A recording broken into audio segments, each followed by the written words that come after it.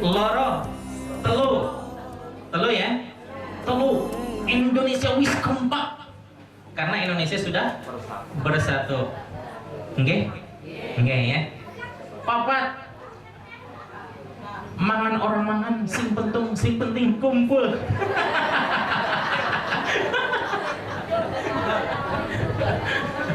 Nun sewu. 5, Indonesia wis adil. Alhamdulillah. Indonesia wis adil apa? Indonesia wis adil. Oh, wis adil ya. Baik ibu hadirin sekalian, siang ini alhamdulillah wa syukurillah kita akan belajar bersama apa itu yang disebut dengan Islam, apa itu iman, apa itu ihsan. Nun sewu, kira-kira yang paling terkenal di antara 3 nama ini, iman, Islam, ihsan, apa Islam iman saja atau Islam saja? Alhamdulillah, ternyata masyarakat Jogja sini sudah luar biasa ya. Alhamdulillah. Nggih niki Jogja ya? Alhamdulillah, Jogja. Ya, pokoknya mah Indonesia lah itulah ya. Baik, ibu hadirin sekalian, subhanallah. Ini adalah keilmuan paling dasar yang harus dimiliki oleh setiap kaum muslimin wal muslimat. Karena tanpa memahami yang dasar ini, wallahu a'lam, kita kedepannya bisa memahami Islam secara keseluruhan apa tidak. Tapi kalau pondasi ini sudah kita dipahami dengan betul, dengan sesungguhnya, sesuai dengan kaidah-kaidahnya, insya Allah keilmuan yang seterusnya pun akan bisa kita pahami dengan mudah. Oke? Subhanallah, kayaknya ini pada semangat-semangat semua ya. Alhamdulillah ya. Ibu hadirin sekalian, betapa saya pun sangat bangga bisa silaturahim kepada hadirin sekalian. Karena subhanallah, kalau saya melihat dari bahasa, saya sangat kurang. Tapi alhamdulillah kita disatukan oleh Allah dengan satu kaidah yang sangat mengikat kita sebagai ikhwan dan akhwat, sebagai kaum muslimin wal muslimat. Walaupun saya dari Sunda, ibu dan bapak dari Jawa, tapi kita disatukan dalam satu bendera la ilaha illallah. Itu yang menyatukan kita. Jadi saya alhamdulillah walaupun datang jauh-jauh dari Jakarta, tidak merasa sebagai tamu, tapi insya Allah datang sebagai saudara yang mengunjungi keluarganya. Alhamdulillah.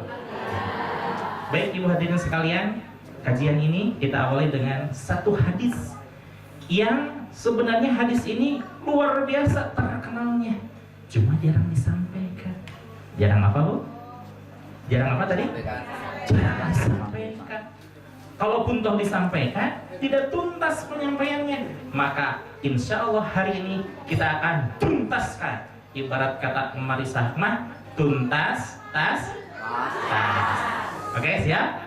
Siap. Jadi 20 menit kemudian ke depan ibu harus tetap konsentrasi ya. Paham? Boleh saya ngetes konsentrasi ibu, boleh? Boleh ya? Coba misalkan ada sebuah kereta akan melaju ke 3 stasiun. Stasiun pertama naiklah 50 orang penumpang. Berapa bu? 50 orang penumpang. Stasiun kedua turun 20 orang penumpang dan 10 orang penumpang. Paham?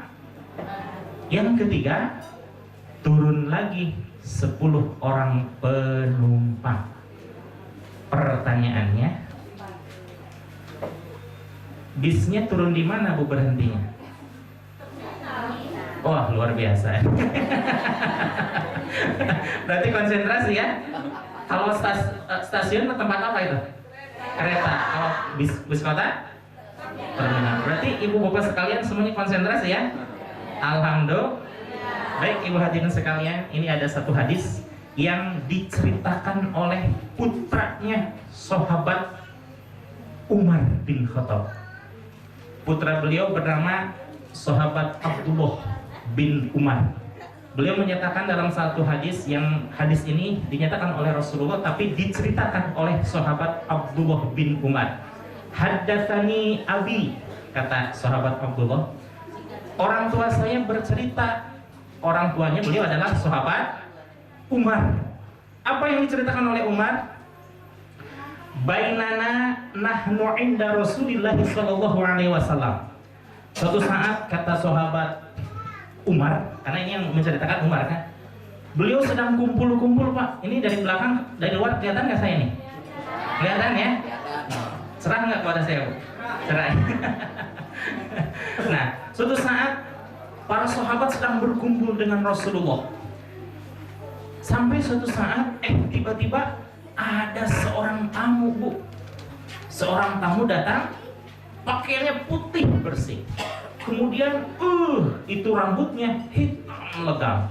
Kalau orang Indonesia kan melihat pakaian yang serba putih, kemudian wajahnya putih, cerah, bercahaya, rambutnya hitam, itu orangnya disebut agak ganteng apa ganteng tenan. Nah, Rasul pun kedatangan tamu yang ganteng tenan. Saking gantengnya, tenannya panjang banget, ganteng tenan. Betul ya? Nah, saking akrabnya itu tamu, subhanallah. Kemudian lutut tamu itu menempel kepada lutut Rasulullah, wa wadda'a kaffaihi ala fakhdaihi. Meletakkan juga tangannya di atas paha Rasulullah. Seakrab-akrabnya orang Indonesia, kira-kira kalau paling akrab itu nempelin lutut dan meletakkan tangan di atas pahanya tidak? Tidak. Kalau ini mah subhanallah, begitu datang orang-orang gak ada yang tahu siapa orang tersebut. Tiba-tiba solong-rong aja ke depan Rasulullah, merapatkan kedua lututnya dengan dua lutut Rasulullah dan meletakkan dua tangannya di atas paha Rasulullah. Saking apanya? Akrabnya. Saking akrabnya, bukan akrab lagi, akrab banget. Akrab tenang. Bahkan orang bahasanya Pak Kiki. Kemudian waqala, berkata tamu tersebut, ya Muhammad, akhbirni anil Islam. Wahai Kangjeng Rasul, terangkan kepada saya apa itu yang disebut dengan Islam. Kayaknya kalau ibu dan bapak, subhanallah, paham banget dan kayaknya sering mendengar ya tentang rukun Islam, betul? Rukun Islam ada 10 apa ada 5 nih ya? Oh 5, di Jogja tetap 5, di Bandung juga 5 Bu, berarti sama ya. Yang pertama apa? Syahadat. Yang kedua? 3, 4, 5, 6. Oh, orang-orang. Nggih, orang-orang. Berarti sama ya? Alhamdulillah. Kira-kira antara 1, 2, 3, 4, 5 yang paling penting yang mana nih? Memang penting. Oh, mohon maaf nih. Penting, tapi yang paling penting yang mana? Terus ada yang zakat, ada yang sholat, ada lagi. Wah, kayaknya bingung semua ini. Kita buktikan, oke? Survei membuktikan. Bagaimana cara membuktikannya? Nah, ala Pak Trusman apa? Prok jadi apa, betul ya? Gimana? Prok jadi apa coba? 1, 2, 3. Nih, saya sudah mempersiapkan itu. Kelihatan saya megang apa ini? Kira-kira mau disulap jadi apa ini? Bukan disulap, tapi kita bikin percobaan survei yang membuktikan mana di antara yang 5 ini paling penting. Katakan plastik ini diibaratkan rukun Islamnya, betul? Islamnya, bukan rukun Islam. Islamnya ini, plastik ini ibarat apa tadi?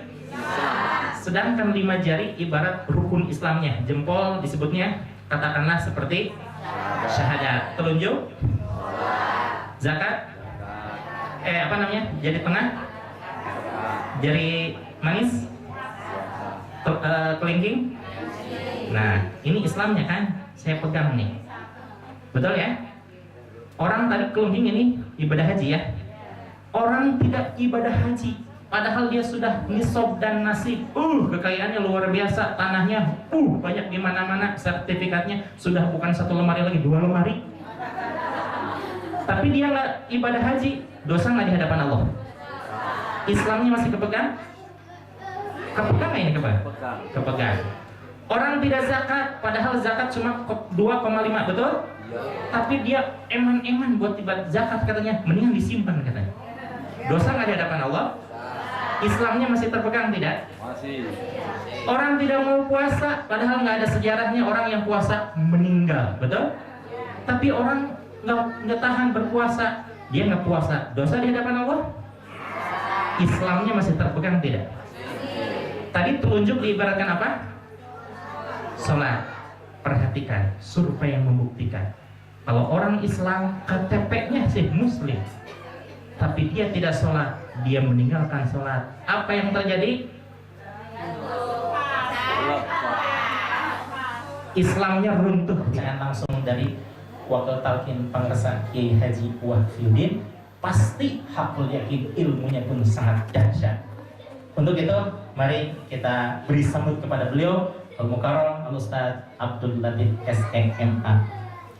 Tepuk tangan untuk beliau. Demikian yang dapat saya utamakan diri sendiri, mulai dengan diri sendiri, mulai dari hal-hal yang kecil dan mulai sekarang. Setuju?